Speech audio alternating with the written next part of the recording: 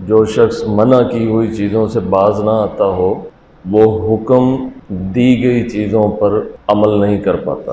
आप तबलीग करें, नसीहत बल्कि सज़ा दें बच्चों को कि वो नमाज़ पढ़ें या बड़ों को, वो नहीं पढ़ेंगे। आप गौर करें कि कौन सी चीज़ है जिसने रोका हुआ है, वो चीज़ रास्ते से हटा दें। एक दफ़ा कहेंगे तो वो पढ़ेंगे। किसी न किसी चीज़ ने हर इंसान के गिर्द घेरा तंग किया हुआ है। मौका मिलते ही वो चीज़ ज़्यादा करीब आती जाती है। जैसे किसी मुल्ज़म को या मुजरिम को हथकड़ी लगा दी जाती है तो उसे ज़्यादा मजबूती से नहीं पकड़ते, लेकिन जब किसी का ख़तरा हो तो उसे बड़ी सिक्योरिटी में लेके जाते हैं और उसकी हथकड़ी सिर्फ उसके हाथों पे नहीं बल्कि उसके गर्दन में और उसके जिस्म के दीगर अज़ा के साथ भी बांध दी जाती है। सबसे पहले कोई न कोई शय इंसान के वजूद में उसके किसी एक जुज़्व को, उज़्व को हथकड़ी लगा देती। उसके बाद वो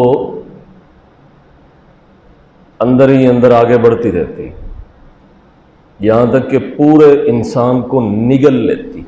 फिर आप ज़ोर ज़बरदस्ती भी उसको कहें कि इबादत की तरफ आओ या नेकी के कामों में, वो नहीं आएगा। हालांकि फ़ी नफ्से ही तबन वो बुरा आदमी नहीं होता, लेकिन उस हथकड़ी नहीं, जान कड़ी की वजह से बुरा हो जाता है। यानी वो कड़ा सिर्फ उसके हाथ नहीं, जान तक पहुंच जाता, तो वो हथकड़ी नहीं रहती, जान कड़ी बन जाती। जब आप फिरासत से, अकल से और रूह से इंसानों को देखेंगे तो आपको ज़्यादातर लोग इसी कड़ी के अंदर बंधे हुए नज़र आएंगे। क्यों मसाजिद के अंदर दिल नहीं लगता, या क्यों इबादत के लिए खड़े होते हैं तो जल्दी नमाज ख़त्म करने को दिल चाहता है, लेकिन अगर किसी ऐसे काम में हो जिनमें लज़्ज़त महसूस हो रही हो या नफ्स खुश हो रहा हो, उसमें वक्त का एहसास ही नहीं होता। बल्कि आदमी चाहता है कि वक्त ज़्यादा मिले और मिलता ही रहे, बढ़ता ही रहे। इसको कुछ लोग कहेंगे कि ये रूहानी गुफ्तगू है, रूहानियत के खाते में डाल दो। कुछ कहेंगे तसव्वुफ़ का दर्स है तो तसव्वुफ़ के खाते में डाल दो। अच्छा, कुछ कह देंगे ये मजहबी तबलीग है तो इसको तबलीग के खाते में डाल दो। नहीं, ये तो इंसानी नफ्सियात है। मसलन मैं जब एहतिसाब करता हूँ अपने आप का तो फिर मैं अपने आप को देखता हूँ कि किस शय में मेरा दिल लगता है, किस में नहीं लगता। जिसमें लगता है तो क्यों लगता है, जिसमें नहीं लगता तो क्यों नहीं लगता। तो गिरफ्तारी के बंद ने हर शख्स को बांधा हुआ है। ईमान की हिद्दत जो कि इस वक्त बरूदत में बदल गई है, या इश्क की हरारत वो कहीं से दस्तयाब हो तो फिर ये बंद टूट जाता है। लेकिन कहाँ से दस्तयाब हो? अब तो हरम की सरजमीन पर भी लोग जाते हैं तो जैसे स्याह जाते हैं वैसे स्याह ही लौट आते हैं, क्योंकि घर में ठीक नहीं थे। जो आदमी अपने घर में ठीक नहीं, वो खुदा के घर में ठीक हो जाएगा, आर्जी तौर पर हो जाएगा। वापस पलटेगा तो वैसा ही होगा जैसे कि था। अल्लाह ताला नहीं बदलता जब तक लोग अपने आप को खुद नहीं बदलते। हर शख्स रोना रोता है कि गैरों ने जुल्म किया है। देखें, किसान जब अपनी ज़मीन को खुद बर्बाद करे तो फिर आप हशरात को इल्ज़ाम क्यों देते हैं कि ज़मीन को उन्होंने बर्बाद किया है। वजूद की खेती में वक्त पर अगर हिदायत का पानी नहीं लगाएंगे या बंदगी की हरारत नहीं पहुंचाएंगे तो वो खेती बर्बाद हो जाएगी। फिर आप कहेंगे कि नफ्स ने, इबलीस ने सारा कुछ कर दिया, यानी एक तो अपना काम नहीं किया फिर उस पर डाल दिया। हालांकि इबलीस के खुदा ने तो हमें बता रखा है कि वो इसी तरह ही करता है। वो इसी तरह ही करेगा। हथकड़ी, ये घड़ी हाथ में इसलिए बांधी है मैं वक़्त देख सकूं, ये दस्तार इसलिए बांधी है कि ये मिंबर और मेहराब की जीनत है, वरना मेरा सर नंगा भी हो तो नमाज तो हो जाती, इमामत भी हो जाएगी, नंगे सर भी हो जाएगी, कोई मसला नहीं, नमाज भी हर एक की हो जाएगी। ये SOPs थोड़े बहुत जो हम फॉलो करते हैं मसाजिद में, क्यों? इसलिए कि हम एक मखसूस माहौल में मखसूस किस्म की इबादत के लिए जा रहे हैं, जिस माहौल के ये प्रोटोकॉल्स हैं कि हमें थोड़ा सा अपने आप को ज़ाहिरी तौर पर सुधारना पड़ता है। इसलिए नहीं कि खुदा मसाजिद के अंदर रहता है बनफ्शे नफीस और वो वहीं बंद है, नहीं। क्यों नहीं लोग अपने दिलों को हाजिर कर लेते कि वो कैफियत जो मसाजिद में हासिल होती है उन्हें बाज़ारों में भी हासिल हो जाए? हासिल नहीं होती, क्यों? हथकड़ी लगी हुई है। तो इबादत की तरफ दिल का मैलान नहीं होगा जब तक कि बीच में हायल रुकावट नहीं जाएगी। एक आदमी झूठ बोलता है और उसे महसूस नहीं होता कि मैं झूठ बोलता हूँ, आप उसे कहें कि नमाज पढ़ो, वो नहीं पढ़ेगा। ना आपको पता है कि क्यों नहीं पढ़ता, ना उसको एहसास है कि क्यों दिल नहीं चाहता, वो झूठ की वजह से नहीं चाहता। अच्छा, आपके साथ किसी ने धोखा कर दिया, फ्रॉड, दजल, फरेब, आपने कहा कि फलां शख्स ने मेरे साथ धोखा किया, बिल्कुल भी आप नहीं सोचेंगे कि आपने भी किसी के साथ धोखा किया, लेकिन उसकी कंडीशन मुख्तलिफ थी। मिसाल के तौर पे हमसाये का बड़ा हक होता है जिसकी दीवार सांझी हो, फिर साथ उसका हक जिसकी दीवार उसके साथ मिली हो, फिर उसका हक जिसकी दीवार उसके साथ मिली है। हमसाये के बारे में इतनी ताकीद की, फरमाया कि हमने ये समझा कि शायद उसे वारिस बनाएंगे। अच्छे भले लोग जो अपने आप को अच्छा भला समझते हैं, हमसाये को उसका हक नहीं देते, बल्कि ये जानते ही नहीं कि हमसाये का हक भी होता है। क्या हक होता है हमसाये का? जान माल के बाद तीसरी चीज इज्जत है। ये इज्जतों पे डाके डालते हैं या इज्जतों का तोहफ़्फ़ुज़ देते हैं? गिरबान में झांकिए, हमने अपने हमसायों को इज्जत दी है या हमने उनकी इज्जत लूटी है? इसके बाद कोई शख्स हमसे फ्रॉड कर जाता है, हम कहते हैं अल्लाह ताला हमारी मदद कीजिए, फलां ने हमारे साथ फ्रॉड किया है। कुदरत का जवाब है कि एक वक्त था तूने अपने हमसाये की इज्जत पे डाका डाला था, फिर किसी तरफ से चूंकि तूने शर बोया था तो कहीं से शर उगा, वो तुझे पहुंच गया, हमने हिसाब बराबर कर लिया, नहीं आएंगे। रमज़ान शरीफ में बहुत सारे लोग रोज़ा नहीं रखते, क्यों? हर एक को पता है कि फ़र्ज़ है, कोई चीज़ माने है बीच में रोक लेती है, कोई चीज़ रोक लेती है। आपको रात देर तक कोई चीज़ जगाती है, क्यों? ताकि सुबह वक्त पे ना उठे, पता नहीं चलता, वो अपनी वजह नहीं बताती। कभी मोबाइल आपको ये नहीं बताएगा कि मेरे साथ जो आपकी दिलचस्पी है वो इसलिए है कि मैं आपकी नींद बर्बाद करूं और सुबह आप ना जाग सकें। मोबाइल की स्क्रीन पर ये मैसेज नहीं आएगा, लेकिन ये खटकता रहेगा। जिस दिन ये पैगाम खटकना भी बंद हो जाए, समझिएगा कि ईमान खत्म हो गया,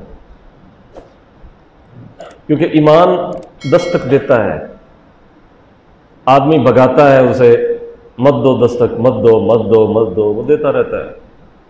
जब बिल्कुल इसके दिल से ईमान की रत्ती भी नहीं रहती, दस्तक भी बंद हो जाती। तो 75% देखें, अपने गिरबान में झांकें, दस्तक बंद है, दस्तक भी बंद है।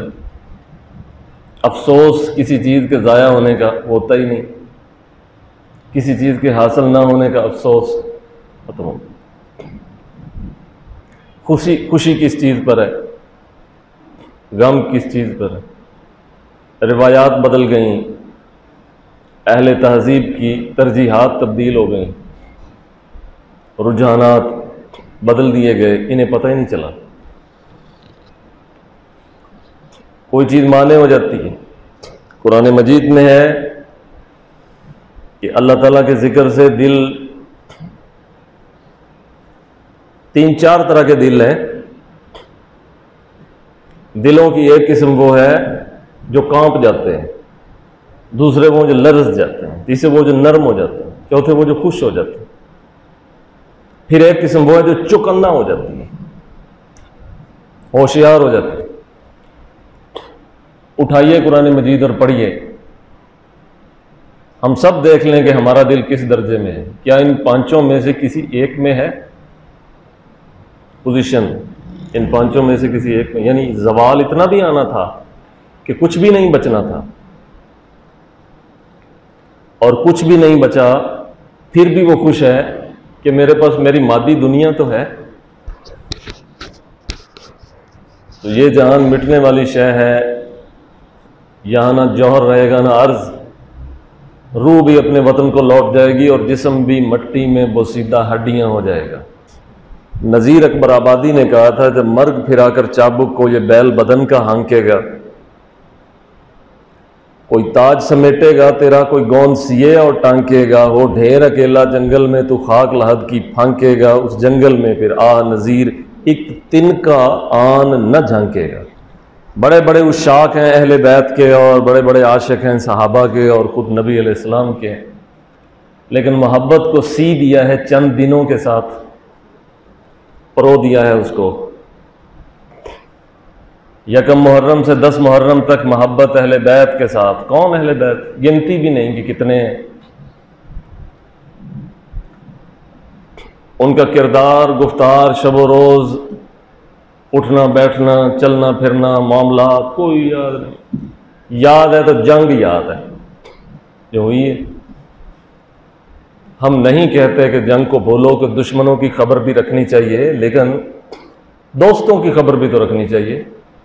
मेरा एक दोस्त फौत हो गया, उसके बाद तज़किरा क्या हुआ, कैसे फौत हुआ, किसने मारा, क्यों मारा, क्या वजह बनी। आखिर वो 45 साल जिंदा भी तो रहा है, वो 50 साल जिंदा भी तो रहा है, उसकी ज़िंदगी का कोई वाक़या मुझे याद नहीं। मुझे याद है तो उसकी वफ़ात याद है, बस। इसका मतलब है कि मैं उसकी ज़िंदगी के गोशों पर निगाह नहीं रखना चाहता, मैं उसकी ज़िंदगी को पढ़ना नहीं चाहता, मैं अपनाना नहीं चाहता। मैंने उसको कबूल किया है सिर्फ एक रुख से जो उसके जाने का है। मैंने उसके आने की बाबत कोई बात नहीं सीखी, ना पढ़ी, ना देखी। किसी चीज़ ने रोक रखा है, किसी चीज़ ने रोक रखा है जो हकीकत की तरफ जाने नहीं देती। आप कह लें, समझा लें, बता दें, ये रास्ता है, ये भी तो है, ये भी ठीक है, ये भी तो है, कबूल नहीं करेंगे। कोई चीज़ रोक लेती है, कोई चीज़ रोक लेती है। सहाबा जब पैगंबर के पास जाते थे मस्जिद नबवी में, तो हायल हिजाबात उठ जाते थे। जो चीज़ें रोक रखती थी हिदायत से, वो चीज़ें रफा दफा हो जाती। अब न वो मजलिसें, न वो महफिलें, न वो मकामात, हर जगह मिलावटें, हर जगह झूठ, फरेब, दजल, धोखा। जितना इस्तेमाल दुनिया में मजहब का हुआ है, शायद किसी चीज़ का हुआ। इसे रूहानी भी बेचता है, इसे आलिम भी बेचता है, इसे सियासतदान भी बेचता है, और इसे तमाम के तमाम मुक्तदर हल्के मजहब को आड़ बना के करते हैं जो करते हैं। होता है, दुनिया में चलता है। 2 तबकात हैं अमीर और गरीब के, जालिम और मजबूर के, शुरू से चल रहे हैं, बस उन्होंने चलना है। समझदारी की ज़रूरत है, समझदारी की। ना आदमी धोखा दे अपने वजूद को, ना धोखा दे दूसरे को। इसके लिए उसे देखना पड़ेगा कौन सी शय धोखा दे रही है मुझे, मुझ में मुझे। मैं देखता हूं कि तुझ में तुझे ये चीज़ धोखा दे रही है, मैं ये नहीं देखता कि मुझ में मुझे कौन सी चीज़ धोखा दे रही है। हर आदमी को धोखा देने के लिए धोखेबाजों का एक अलग स्टाइल है। वो रूहानी भी हैं, वो जिस्मानी भी हैं। खैर, ये दुनिया बहुत बड़ी है और इंसान इतनी पेचीदा मखलूक है कि ख़ुद इंसान इतना पागल है कि इसने अपने आप को आसान समझ लिया है कि मैं बड़ी आसान सी मखलूक हूँ, मैं बड़ा सादा सा हूँ, हालांकि ये बड़ा पेचीदा है। दुनिया में सबसे ज़्यादा पेचीदा अगर कोई चीज़ है तो वो हज़रत इंसान है। इसके अंदर बैक वक्त इतनी चीज़ें, इतनी डायमेंशंस और इतनी ज़्यादा इसके अंदर चल रहा होता है निज़ाम कि ये अपनी मशीनरी को समझ नहीं पाता कि ये क्या हो रहा है, मुझे कहाँ ले जा रही है। ये जिन्होंने 30-30 साल, 50-50 साल ज़िंदगी के जंगलों की घास खाई है तो वो अपनी पेचीदगियों को समझने के लिए खाई, और जो इनको समझ जाता है वही खुदा को समझ मार्फत हासिल कर लेता है। लिहाजा हिजाब की तरफ देखिए। आखिरी बात यह है, रसूलुल्लाह ने फरमाया बच्चा जब 7 साल का हो जाए उसे कहो कि वो नमाज पढ़े, जब 10 साल का हो जाए तो फिर जितना बर्दाश्त कर सके तरीके से उस पर सख्ती करो कि वो नमाज पढ़े। करेगा कोई, खुद पढ़ेगा तो फिर बच्चे को पढ़ाएगा, लेकिन 16 साल का हो जाए, फिर 26 का हो जाए, फिर 36 का हो जाए, फिर 40 से आगे निकल जाए, फिर भी ना पढ़े, कोई शय है जिसने रोका हुआ है। वरना नमाज ऐसी राहत देती है कि जैसी राहत किसी शय में नहीं है, लेकिन किसी चीज़ ने रोका हुआ है, कोई हथकड़ी लगी हुई है जो जान तक पहुंच गई है, जिसने दिल को भी पकड़ लिया है और जान को भी, और फिर ताला लग गया है। अल्लाह ताला हमें नफ्स के तिलिस्म को तोड़ने की हिम्मत दे, हिजाब उठे और नेकी की रगबत पैदा हो जाए। व आखिरु दावाना अनिल हम्दुलिल्लाह।